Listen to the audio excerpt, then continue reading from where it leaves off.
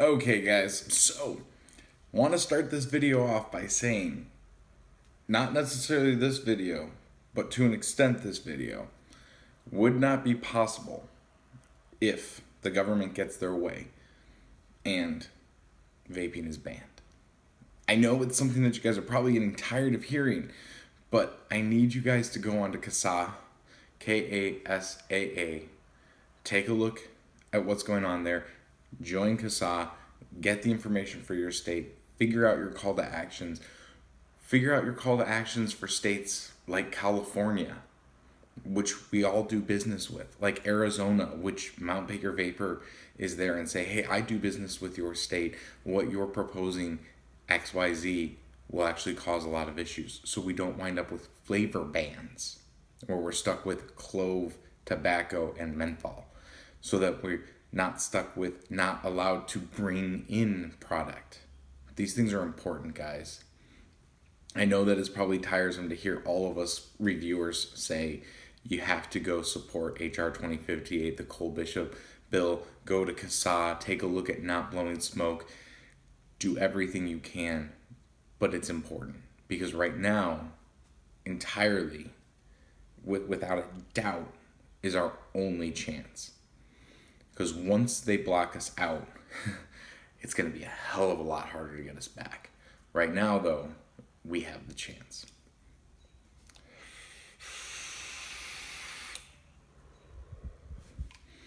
Okay, so in light with this week, I was looking at everything that I have, and I've got stuff to review and things to work on and stuff to talk about. And those things are coming. I'm going to be doing my recording today for some of those things that I want to do. But thank you for letting me know that you're not charging the iPad. Thank you. You're very important. Chiming in. But one thing that I think is really important right now is to give you guys something that is necessary to the longevity of what we do, which is share my story. All right. Now, my story is not that big. It's not that important. It actually does involve a lot when it comes to vaping, and a long, drawn-out situation when it comes circumstances when it comes to vaping. Oh, again, thank you. So I started smoking when I was 14. Had a few cigarettes here and there. Got into my age of 15. Started smoking a lot. 16, I was full-blown hooked on smoking. It tasted like crap, so my answer to that, all right, it tastes like crap, I'll have mints and gums and things like that, to constantly having sodas, which is another addiction all in and of itself. So as a young kid, to avoid the taste of cigarettes constantly being like in my mouth, I actually drank a lot of sugary sodas, which are gaining a lot of weight because of that, and then lots of candy, which cause problems with my teeth now. Smoking doesn't just affect you on the side of the smoke. I'm about to shut your butt off. In fact, actually, let's go ahead and do that. So for me, it's caused more health issues than just what the cigarettes themselves have caused. And I don't have time for it, but I really need dental work to get done. And a lot of the spots that are sensitive are spots that I would stick a piece of candy in my mouth and suck on it and then roll it around and chew on it and kind of leave it in my mouth the best that I could to keep from tasting the cigarette. So there's that. I mean, all of these things are my own personal fault. I did them. So when I was, about 20 years old, 19, I started working at kiosks in a mall out by Chicago. And, these big grandiose kiosks that I worked in, I was selling internet service and TV. And a guy opened up a shop. Sorry, this Band-Aid's driving me nuts. Guy opened up a shop, and in this shop, another kiosk, it was e-cigs with the little plastic cap and atomizer. And then they had the cartomizers that were in there too, and it's just, it was a lot of cool stuff, and I bought a kit right away. They hired me the next day because I just was so enthusiastic about it and was selling it to people like, hey, you gotta see what it is, but what this is. But I still smoked. And I worked there for about 9 months, and I continued to smoke. And I would smoke in the back, so this way customers wouldn't see me. And because the customers that I was trying to advertise to and try to get their attention of this product, because of them smoking, they didn't smell the smoke on me as easily. So they thought, as far as they knew, I vaped, right? And so, you know, it was, it was kind of something that I was starting to get interested in, but I couldn't. So anyways, I left that job, and I didn't have access to the vaping product, and really they weren't that good, and God bless everyone that was able to quit back then with that equipment, because holy cow, I could never have done it. Transition to a few years later, the clearomizers started coming out. I can never remember what they're called. Somebody says it and I remember the name of those things. So anyways, the version 4, I was using those. I had found them a little bit late. Maybe it was the version 3.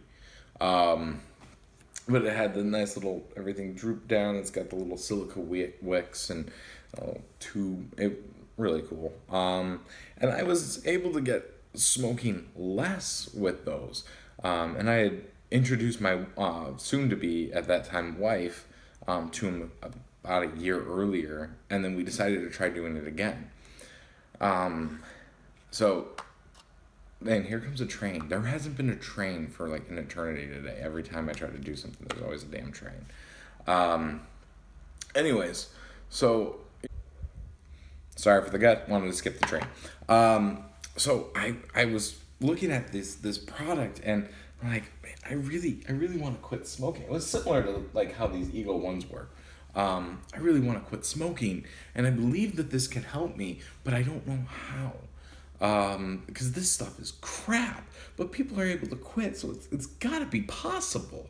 So there's got to be a way for me to quit.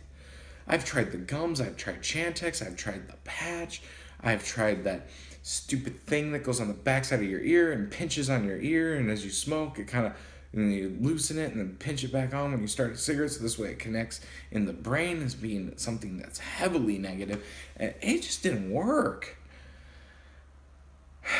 So somebody had sold us these kits. They were fake kits.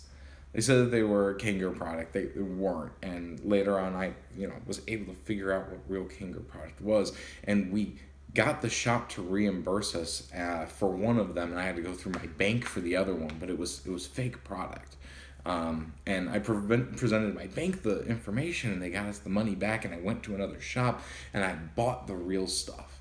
And my wife had no issues again, had no problems, and was able to quit. But I couldn't do it.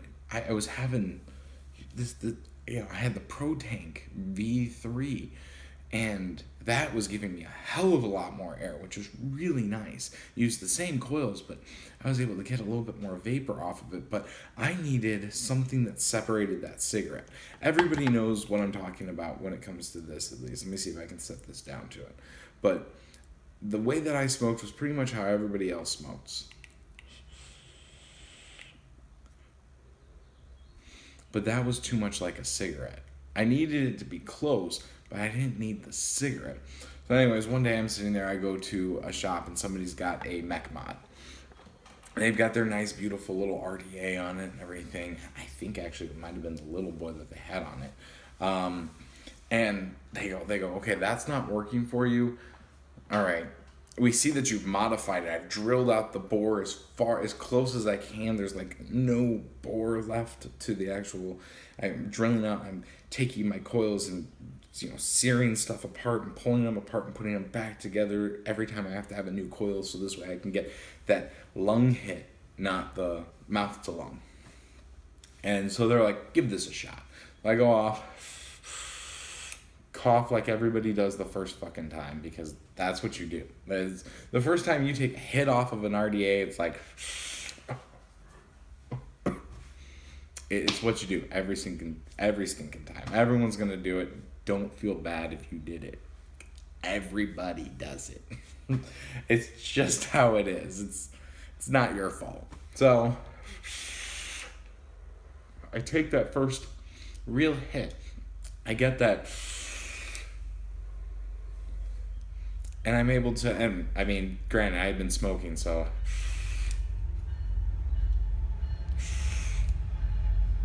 little itty bitty, poofs. And I swear, I promise you guys, the trains don't come through and then, there we go, train. So, take that first real hit, and I look at the chick, and I'm like, who I love to death. I love buying from that shop when she's there, because she's so cool to talk to and just kind of get knowledge from. I look at her for a second, and I'm like, and she smiles at me. She goes, "Yeah, that's different, right?" Yeah, that is. How much is one of those? Well, this right here, you're probably going to want to actually do some research to know how to use, which was great that she told me that, but then she explained to me that it was based on Ohm's Law. I'm like, well, I went to school for welding and HVAC and stuff like that. I never finished my degree, but that was one of the requirement classes that I actually took was how electrical works. So I have a basic idea. I'm not going to say I'm an expert, because this is a little different. Because you're trying to inhale. Ohms and everything else is completely like a different context versus this. At least in my opinion. I can be wrong. I'm entitled to it. It's fine. If I'm wrong, go ahead and tell me. But I go off and I look at it, and I was like, okay, well, and I don't have it out here. You guys have seen it. I forgot to bring it with me out. So I go off and I get my Subbox Mini starter kit, and I, found it, and I was able to get it for $60, which was really a great deal back then. And this is the same tank, and the mod's sitting on my dining room table actually in there, because the battery's on the charger, but I'm still using it to this day. I love it. And the day I bought it, I got this battery, which is an MX Joe rewrapped. I don't even know what the hell it is that it's rewrapped it from, but this thing's corroded all heck. I don't know, let me see. It's a rewrapped Samsung something, but I don't know which Samsung it is, because I got a real Samsung VTC 4 right here, and they're completely different. But anyway, maybe it's not Samsung. They like literally brushed like everything off of it. There's nothing on the cylinder. So I got a hold of one of those from another shop. They were just like, you know what, just come back and pay us later. We'd rather you be vaping, and also vaping safely, and not putting yourself in any danger by trying to make it work some other way. So just come back and talk with us later. So I went back and I paid him over like the course of a month for a battery, because it was like $15 for this battery. Anyways, and I've learned a lot more since then. But that day was the last day. I never had a cigarette again. And I know it's probably hard for politicians to understand this, but vaping really did save my life. I was coughing horribly, had horrible headaches, could barely move up a flight of stairs. I still barely can, but that's because of my own damn laziness and me not wanting to go just work out. But I can walk up a flight of stairs a hell of a lot better. And I can fill my lungs up without any coughing.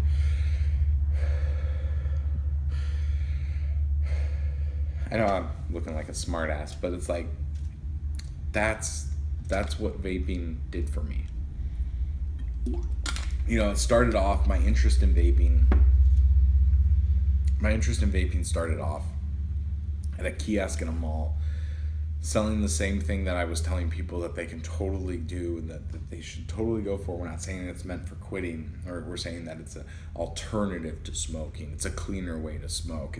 There's no carcinogens. Nicotine's a carcinogen, but that's a whole nother freaking story. on its own, in its own right, but at least as far as we're able to tell, because I don't know how that research has changed, because they're not re-researching just nicotine the way that we add it.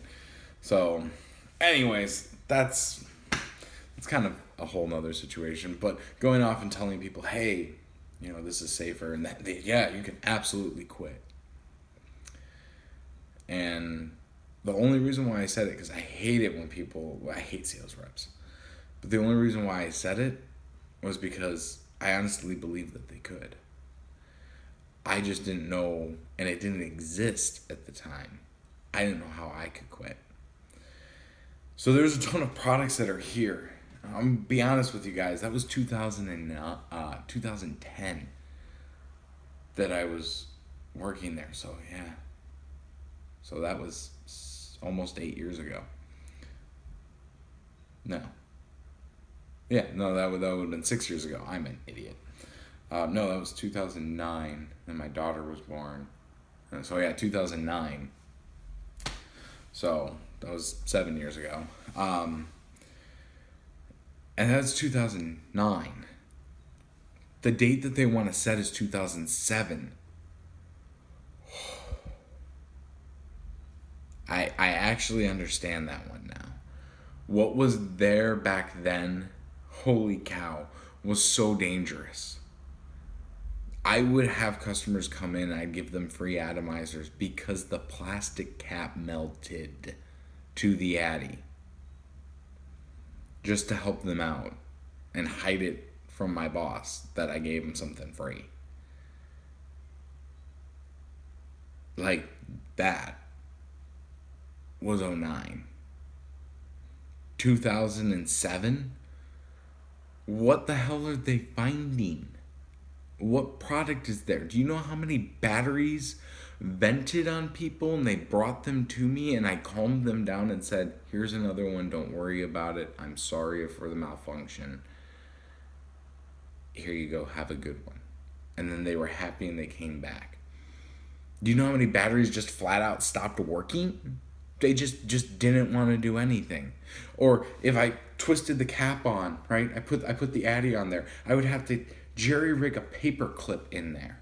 Or a staple, I should say. I had to jerry rig a staple in there so it would make connection. This was long ago. This was when it first started. What are they finding from 2007? This is why we need things like the Cole Bishop Amendment and HR 2058, because we need that grandfather date moved up, because I don't even know what was in 2007. It's probably the same shit that we were selling, that new stuff came out, and I was ecstatic for it. Because I didn't feel like I was putting people at risk. And I definitely don't feel like I'm putting people at risk with these things. With all of this that I have. And I don't have much. I'm missing one, actually. Because it's charging. But I feel safe with these. For good reason. Guys, we need to pay attention. Because this is our only chance. Because I don't even remember what was in 2007. And it's probably the same crap I sold. And that's not going to help people. What that's going to do is that's going to put people in more danger. It's going to put people at risk of things venting and hurting them. The little batteries that were inside of there were little lipos that were this thick, and they were little cylinders no bigger than my screwdriver. Right? A little lipo on the inside. That's not safe. It's the same crap that you buy at the gas station that, honestly, I'm trying to figure out how to make it happen. But I want to show that those things can be modified with little to no tools. Because that stuff isn't secure. It's not a closed system. It's not easy. It's not hard to open. Well, it's not easy. It takes a little while. It takes a few packs. But you'll figure it out. Especially when they give you a pack for $1 coupon and they send you 6. So I hate it if I sound like I'm being I don't even know how to say it. Sound like I'm being an asshole. But this is safe. This honestly is safe. What was back then, holy cow. So, that's my story. I started off as a smoking teenager. And the guy I didn't even say this, the guy at the gas station sold them to me. And knew I was too young. And his answer years later was, I'd rather you buy them from me than buy them from somebody that could mess with them. One, what asshole's going to mess with them? But two, I probably would have never started smoking. Like, actually, because I bummed them off of friends that were able to steal them from their parents. I probably would have never started smoking if you hadn't given them to me. So there's a lot of factors that need to be taken into consideration here. Kids are going to smoke. There's people that are going to give it to them. And I don't want kids smoking. None of us do. That's why we have little child-proof caps.